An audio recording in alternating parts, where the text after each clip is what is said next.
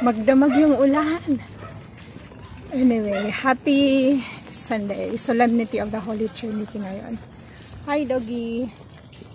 Naglalakad ay. Dalawang aso. Nagsisimba din yata yung dalawang aso.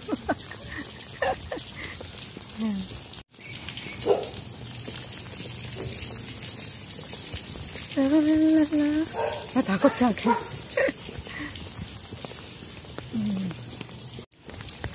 Nauna na sila Linus Junior. Ayun na. Magdamag yung ulan. Mabuti ganito lang. Ang tawag yan, mahinhin lang yung ulan. Hindi ganun ka lakas. Kung hindi nakakatakot kung bumaha. Suot ngayon because it's raining. Ragged muna. Okay. Footwear today. Ayan. Kay Linus Junior naka-boots. Boots. It's still early. Kaya pinagahan namin kasi umuulan.